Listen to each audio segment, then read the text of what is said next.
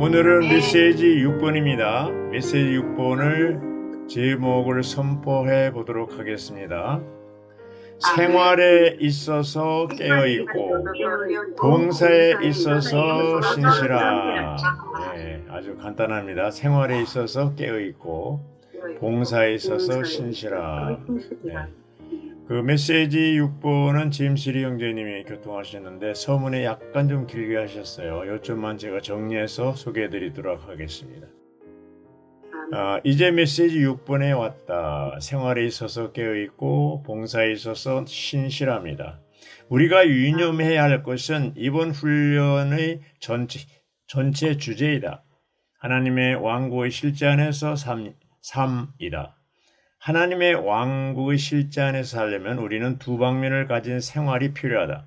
바로 생명의 방면과 봉사의 방면이다. 마태복음 24장, 25장에 제시되어 있는 것은 왕국의 나타납니다. 메시지 6번에서는 생명의 방면이나 봉사의 방면을 일반적으로 말하는 것이 아니라 왕국의 관점에서 말하는 것이다. 그러므로 왕국의 관점에서 우리가 깨어있고 또한 신실해야 한다는 말씀이다. 이 두 가지는 모든 그리스도인들의 기본적인 생활이다. 왜냐하면 믿는 이로서 우리는 적어도 이러한 이중의 신분이 있기 때문이다. 한면에서 우리는 주님께 약혼된 신부 처녀들이다. 우리는 그분을 사랑해야 하고 생명 안에서 그분과 하나 되어야 한다. 또 다른 면에서 우리는 그분의 노예의 신분이다. 이것은 우리가 그분을 신실하게 섬길 것을 요구한다. 우리에게 두 가지 신분이 있다. 하나는 생명에 속한 신분이고 또 하나는 봉사에 속한 신분이다. 우리에게 이 중에 하나가 없으면 다른 것을 가질 수 없다. 어떤 사람은 주님을 사랑하고 누리는 것을 선호한다. 그들은 이것에 초점을 두지만 봉사의 면에는 주의하지 않는다. 또 어떤 이들은 열심을 내서 부지런히 주님을 섬기지만 주님을 사랑하는 방면은 소홀히 여긴다. 이것이 주님께서 마태복음 24장과 25장을 함께 두신 이유이다. 이것은 우리가 선택하는 것에 달려있지 않다. 어떤 방면을 더 선호하거나 좋아하는 문제가 아니다. 믿는 이로서 우리는 반드시 둘 다 중요하다. 생명에 있어서 깨어있고 봉사에 있어서 신실해야 한다. 이것은 50대 50의 비율이 아니다. 그리고 모든 생명에 속한 체험들은 생명 그 자체만을 위한 것이 아니다. 이것은 봉사를 위한 것이다. 생명을 통해서 우리는 다른 이들을 섬기고 그리스도를 공급한다. 동시에 봉사는 봉사를 위한 것이 아니다. 봉사는 반드시 생명으로 충만해야 한다. 생명에 기초해야 하고 생명 안에 있어야 한다. 생명과 봉사는 함께 섞여져야 한다. 믿는 이의 이중 신분은 분리된 방면들이 아니다. 중점은 모든 것이 왕국의 실제 안에서 적용돼야 한다는 것이다. 미니스트리 다이제스트 116쪽에 보면요. 마태복음 25장에서 현명한 처녀들은 그들이 등과 함께 그릇에 여분의 기름을 가져갔다. 이것은 우리가 우리의 혼안에 여분의 그 영을 받아들이기 위해 대가를 지불해야 한다는 것을 상징한다. 우리는 반드시 우리 혼안에서 그 영으로 채워짐으로 주님의 오심을 준비해야 한다. 이를 위해 주님을 영 안으로 받아들인 후에 우리는 그분께서 우리 혼안으로 확장되시게 해야 하고 성령을 슬프시게 하지 말아야 하며 자아를 부인하고 대가를 지불해야 한다. 그리스도께서 우리 마음에 확장되심으로 영 안에서 충만하여 그리스도를 넘쳐 흐르게 해야 한다. 이러한 생활은 우리를 성숙하게 하고 우리 주님의 오심을 위해 예비되게 할 것이다. 이렇게 했습니다. 자, 여기 이제 메시지 6번 로마자 1번을 누가 읽어주시죠? 아멘. 생명을 위해서는 우리에게 기름, 곧 하나님의 영이 필요할 뿐 아니라 그분께서 충만하게 해주심도 필요한데 이것은 우리가 주님의 증거를 위해 처녀의 생활을 할 수 있도록 하려는 것이다. 아멘. 로마자 1번은 생명에 대해서 생명 방면을 얘기하고 로마자 2번은 이제 신실한 노예 방면, 열처녀 비유와 달란트 비유죠. 자, A번에 그때 천국은 마치 등을 들고 신랑을 맞으러 나간 열 처녀와 같습니다. 그렇죠? 이 처녀들은 생명의 방면에서 본 믿는 이들을 상징합니다. 처녀가 되는 것은 일이나 봉사의 문제가 아니고 생명이 문제입니다. 왕국 백성이 믿는 이들은 순결한 처녀들과 같습니다. 처녀들로서 그들은 어두운 시대에 주님의 증거를 가지고 주님을 맞으러 세상에 나가고 있습니다. 이 일을 위하여 그들에게는 성령의 내주뿐 아니라 성령의 충만도 필요합니다. 우리는 정결하고 순수한 처녀들입니다. 처녀가 되는 것은 무엇을 할 수 있는가의 문제가 아닙니다. 절대적으로 존재의 문제라는 것이죠. 여기 등은 기름이신 하나님의 영을 담는 믿는 이들의 영을 상징합니다. 믿는 이들은 그들의 영 안에서 하나님의 영의 빛을 비추어냅니다. 신령한 빛이 사람의 속보분 안으로 비치기 위해서는 기름이신 하나님의 영께서 반드시 심지인 사람의 영을 적시시고 사람의 영과 연합하시고 사람의 영과 함께 불타셔야 합니다. 이렇게 하여 믿는 이들은 세상의 빛이 되고 이 시대의 어둠 가운데서 등불로서 빛을 비추며 하나님께 영광을 돌리기 위해 주님의 증거를 짊어집니다.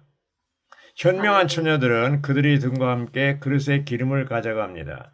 사람은 하나님을 위해 지어진 그릇이고 또 사람의 인격은 그의 혼에 있습니다. 그러므로 마태복음 25장 4절에서 그릇은 믿는 이들의 혼을 상징합니다. 현명한 다섯 처녀들은 그들의 등에 기름을 가지고 있을 뿐 아니라 그릇에도 기름을 가지고 있습니다. 그들이 등에 기름을 가지고 있다는 것은 하나님의 영께서 그들의 영 안에 거하고 계신다는 것을 의미합니다. 그릇에 기름을 가지고 있다는 것은 하나님의 영께서 그들의 혼을 충만하게 하시고 적시고 계신다는 것을 의미합니다. 네.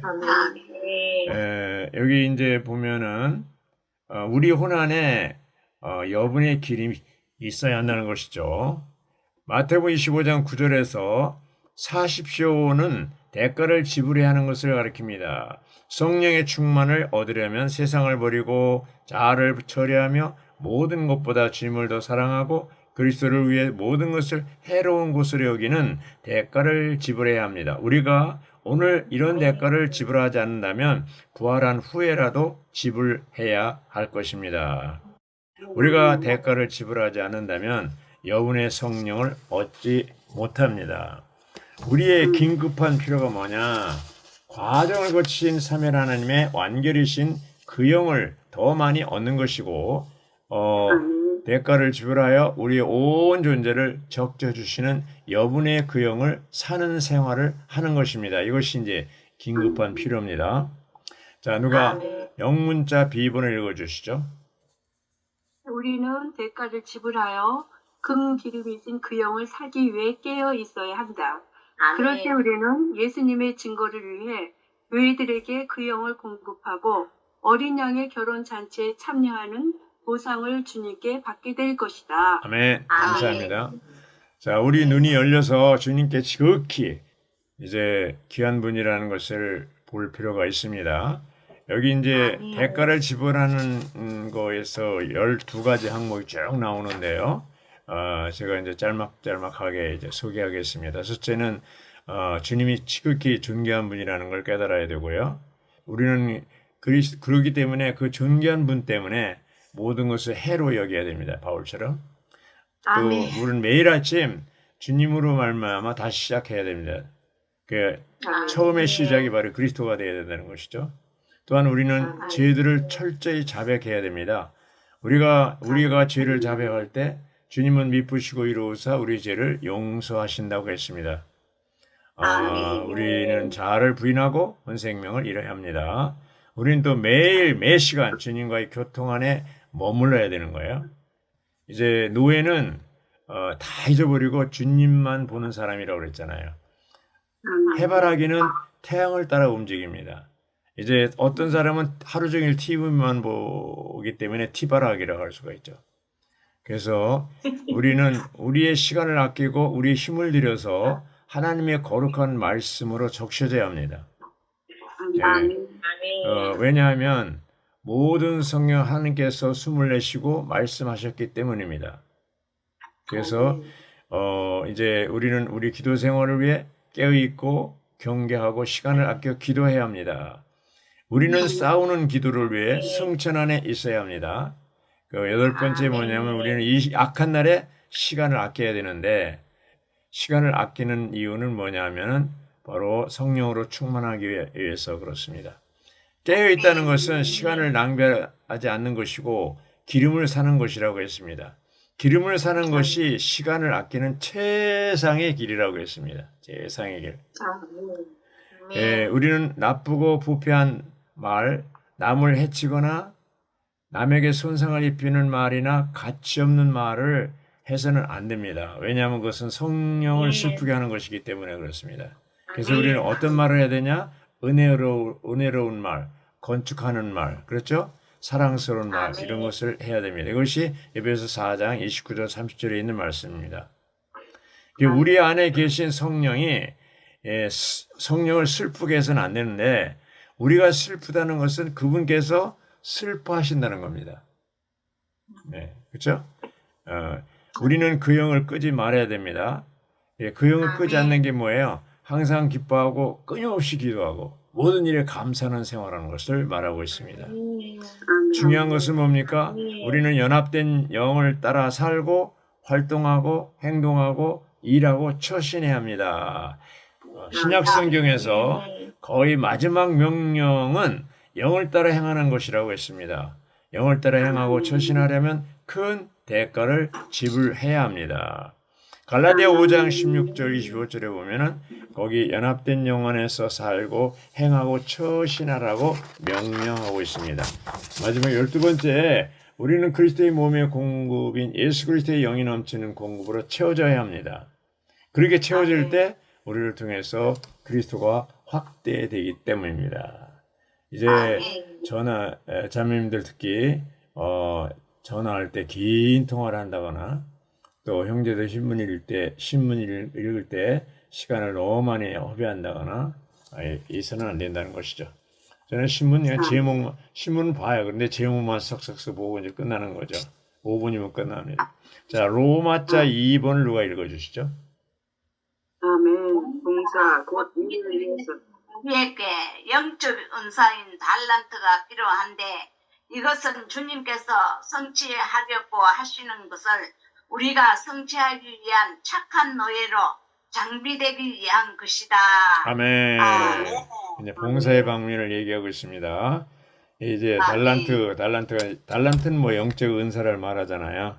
주님께서 성취하시려는 그 목적이 있기 때문에 그를 위해서 이제 착한 노예들이 장비되는 것을 원하고 있습니다. A번을 보면요. 천국은 마치 타국으로 떠나면서 노예들을 불러 자기 소유를 맡긴 어떤 사람과 같다고 했습니다. 이게 어떤 사람은 바로 그리스도를 상징하죠. 타국을 떠났다는 것은 바로 승천했다는 얘기고요.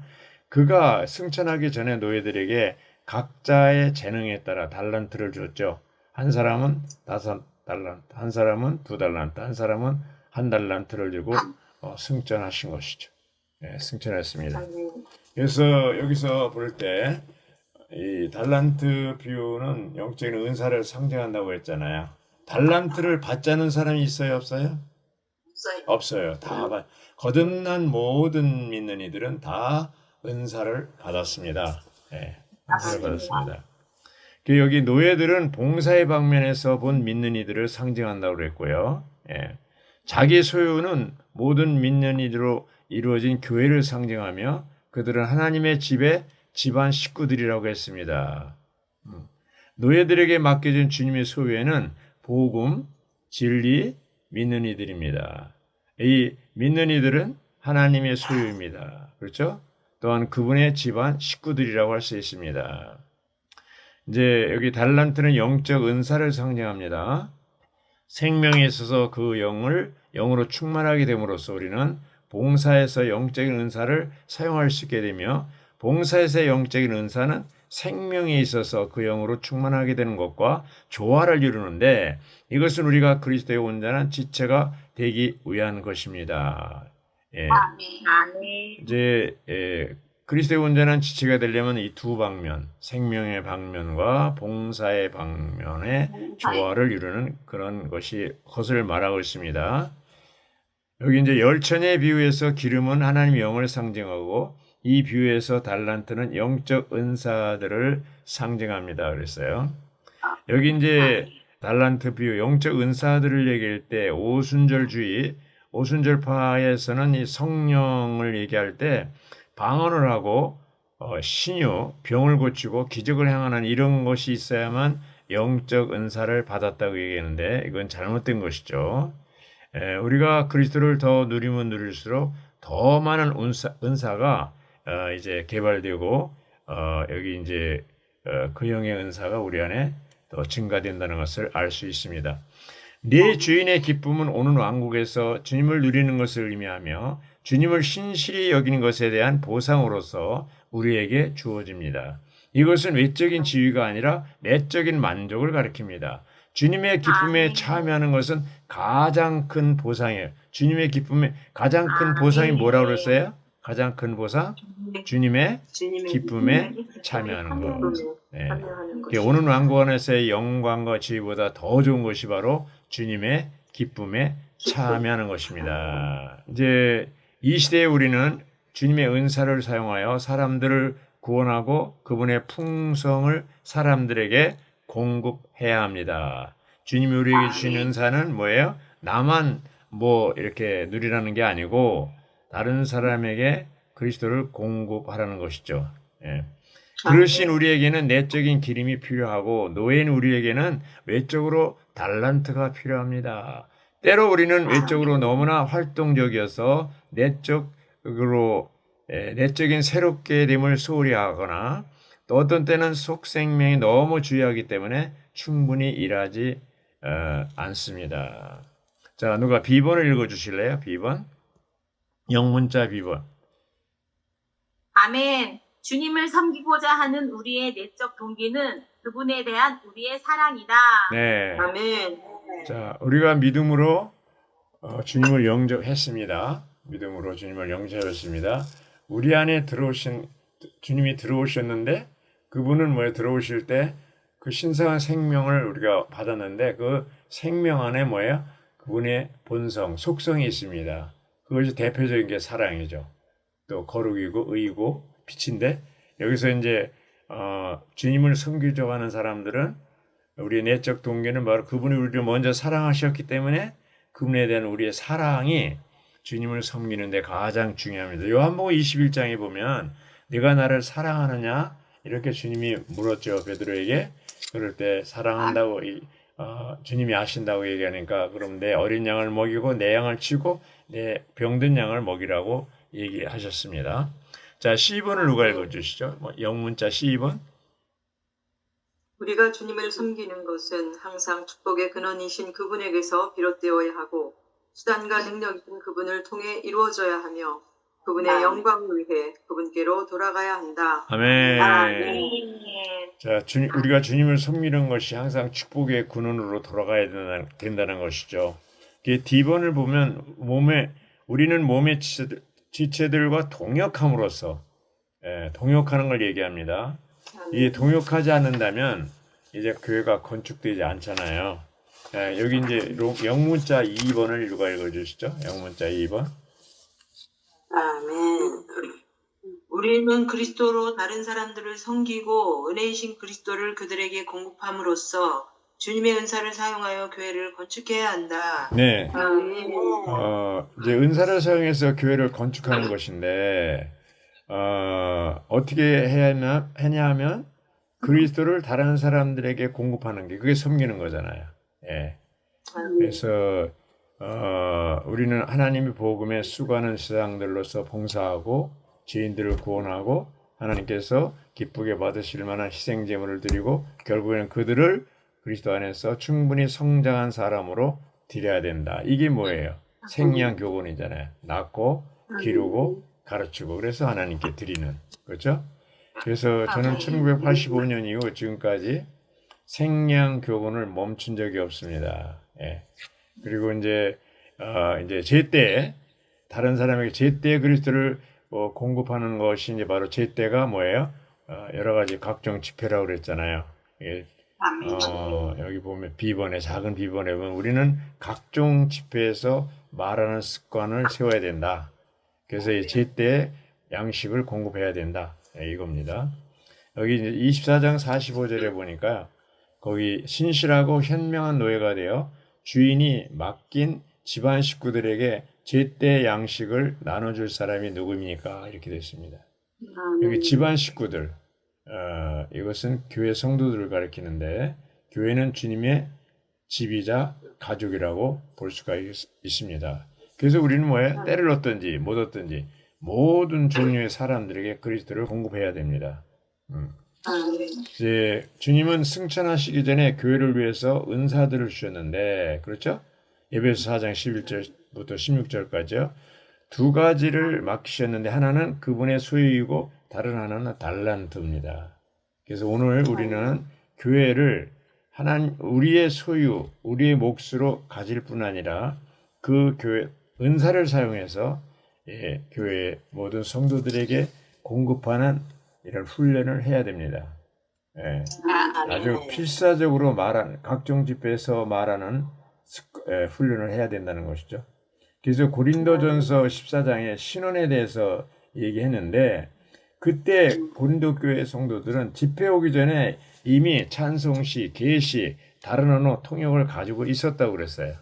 여기서 이제 다른 언어라고 번역했는데 개혁 성경의 개정판 성경에는 뭐라고 그랬어요? 방언이라고 보내요. 방언.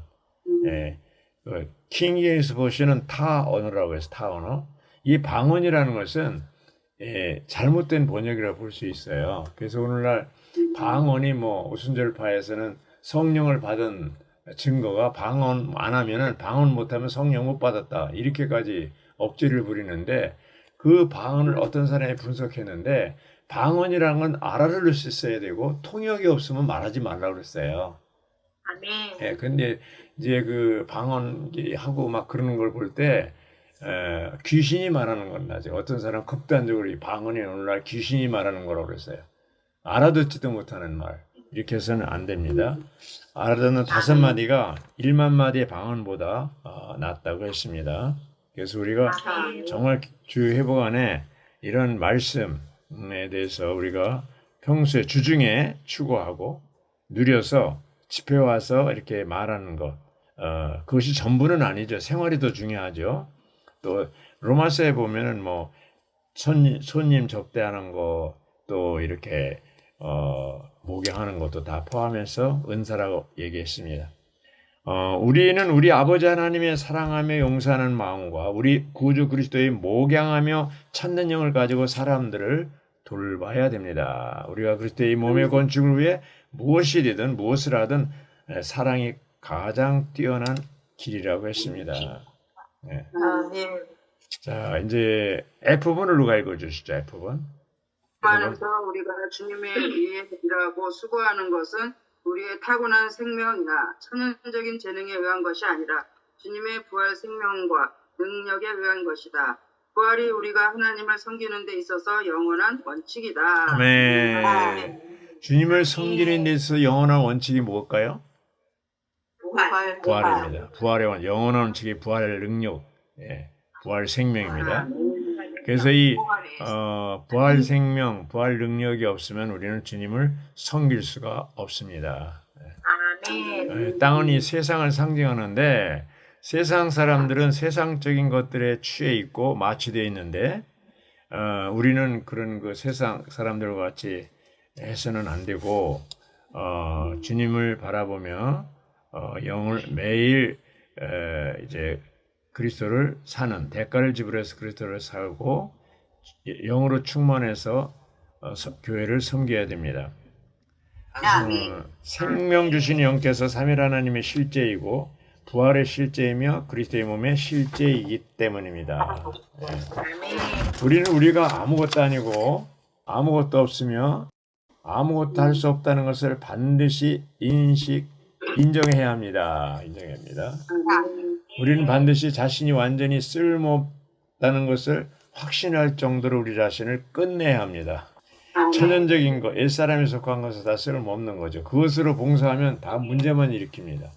예, 지체들 사이에 자꾸 이간질 시키고 또 거짓말하고 막 이렇게 하면서 이런 것이 뭐예요? 다 천연적인 생명, 옛사람으로 살기 때문에 그렇습니다.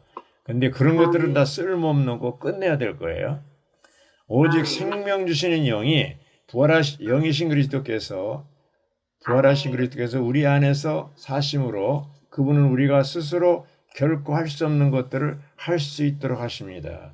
자, 이제 다 끝냈어요, 이 사람은. 이 모든 천연적인 인격 다 끝냈어요. 그럼 뭘로 사는 거예요? 우리 안에 계신 생명 주는 영이신 그리스도.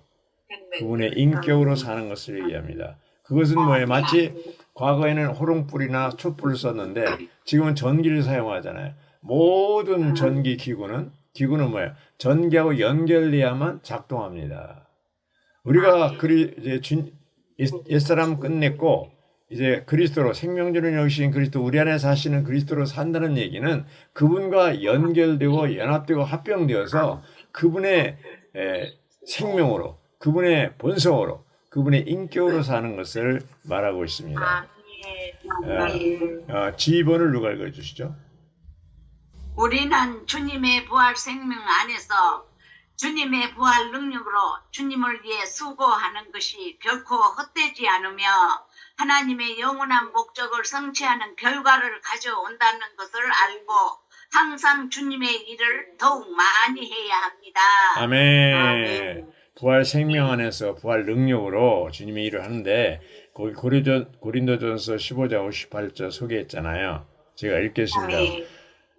그러므로 내 사랑하는 형제님들 여러분은 견고하여 흔들리지 말며 항상 주님의 일을 더욱 많이 하십시오. 견고하고 흔들리지 않는 상태에서 주님의 일을 하라는 거죠. 여러분이 아는 대로 여러분의 수고가 주님 안에서 헛되지 않습니다. 많은 경우 우리는 주님의 일을 하면서 봉사하면서 이거 내가 이렇게 해봐야 누가 알아주는 사람이 있나? 헛된 봉사처럼 생각할 때가 사탄이 갖다주는 생각이 있어요. 그렇지 않습니다. 바울은 결코 여러분의 수고가 주님 안에서 헛되지 않습니다. 자, 이제 결론을 얘기하겠습니다. 결론 부분입니다. 여기 마태복음 24장, 25장은 왕국에 대한 예언입니다. 이스라엘에 대해서, 교회에 대해서, 모든 민족에 대해서 한 건데 24장 1절부터 31절은 이스라엘에 관해서 예언했는데 이 땅에 속한 왕국이 복원된다는 거죠. 또 24장 32절부터 25장 30절까지는 교회에 관한 것이죠. 그리고 25장 31절부터 46절은 모든 민족에 관한 건데 모든 민족은 바로 주님께서 오셔서 모든 민족을 심판하시고 양들과 염소들을 갈라놓고 염소들은 영원한 형벌에 양들은 영원한 생명 안으로 인도한다고 했습니다. 자, 중요한 것은 뭐예요? 교회에 가는 거죠. 교회에 가는 거. 여기 이제 24장에 보면은 24장 32절부터 44절까지는 깨어있고 예비하는 것이 나오고 24장 45절부터 51절은 신실하고 현명한 노예에 대해서 말하는 건데 여기에 이제 적극적인 것과 소극적인 것을 다 얘기하고 특히 이번 메시지 6번에서 25장이잖아요. 25장 1절부터 13절까지는 깨어있음에 대한 비유, 바로 열천의 비유잖아요. 그리고 25장 14절부터 30절까지는 신실함에 대한 비유, 달란트 비유잖아요. 이것은 뭡니까? 이제 경고했어요. 24장에 뒷부분에 경고했는데 그런 것에서 이제 우리가 어떻게 살아야 될 것인가에 대해서 적용하는 방법을, 사는 방법을 알려주고 있는 것입니다. 그래서 이 1절부터 13절까지 열천의 비유와 25장 14절부터 30절까지의 달란트 비유는 우리의 생활에 있어서 중요하다는 것이죠. 여기 이제 그 25장의 열천의 비유에 보면요. 10절에 25장 10절에 현명한 처녀들은 신랑과 함께 결혼 잔치에 들어가고 문은 닫혔습니다. 자, 현명한 처녀들과 어리석은 처녀들이 나오는데 현명한 처녀들은 그리스도와 함께 결혼잔치에 들어가고 문이 닫혔어요. 예. 그러니까 이제 11절에 25장 11절에 어리석은 처녀들이 와가지고 뭐예요? 주님 열어주십시오. 열어주십시오. 하고 문을 두드리는데 예수님이 뭐라 그랬어요? 12절에 나는 여러분을 나는 너무 도무지 알지 못한다. 자, 이게 이제 현명한 처녀들로 사느냐 어리석은 처녀들로 사느냐 그건 자유예요. 그렇지만 결과적으로 보면 이러한 주님이 경고를 하신 겁니다. 말씀하신 겁니다. 자, 이제 또 달란트 비유에서 땅에 감춰둔 한 달란트 감춰둔 사람에 대해서 또 이제 결론을 이렇게 내렸습니다. 25장 30절에 이 쓸모없는 노예가 뭐예요? 땅에 감춰둔 한 달란트를 땅에 감춰둔 노예죠. 바깥 어둠 속으로 내던져라. 거기서 슬피 울며 이를 갈게 될 것이다. 아멘. 자, 이게 얼마나 비참한 겁니다. 비참한 겁니까? 그러니까 이제 우리가 주님이 우리에게 주신 은사를 사용해도 좋고 안 해도 좋아요. 그렇지만 이런 결과가 있는 겁니다. 무서운 겁니다. 아멘. 그 땅에 묻어둔 것이 한 달란트 받았다는 게 그게 문제가 아니라 그 사람이 그걸 이유를 남겼으면 괜찮은데 그걸 땅에 묻어둔 거예요. 사용하지 않은 거예요. 주님이 우리 안에 생명이 들으시면 그 생명 안에 은사가 같이 동시에 달란트를 받은 거죠. 그래서 우리는 이 은사를 사용해서 생명이 자라고 또 생명이 자라서 은사를 사용해서 어떻게 돼요? 교회를 섬겨야 됩니다. 생양 교훈의 길을 가야 되는 것이죠. 주님이 언제 오실지 모르지만 우리가 남은 생애 동안에 정말 복음을 전하고 목양하고 가르치고 또 주중생활을 이렇게 할 뿐 아니라 집회에 와서 모든 집회에서 신원하는 말하는 하나님 말씀을 말해내는 이러한 생활을 할 수 있기 바랍니다. 저도 이제 이 자매님들도 선수 되면은 부담이 되듯이 저는 부담이 더 되겠죠. 이 자매 집회 때문에 홍자매 옆에서 정말 제발 그만두라고. 왜냐하면 이것 때문에 얼마나 제가 이제 애쓰고 수고하는 걸 알기 때문에 제발 그만하라고. 제발 그만. 나이가 있지 않냐고. 그만하라 이렇게 얘기합니다. 그렇지만 이것이 주님이 주신 저의 의임이고 또 은사이기 때문에 이 달란트를 어떻게 해요? 파묻어두면 나중에 슬피 울며 이를 가는 거죠. 바깥 온들을 쫓겨나기 때문에 끝까지 제가 이 땅에 사는 동안은 이 일을 계속 할 수 있도록 주님께 구하고 있습니다. 주님을 찬양합니다. 아멘.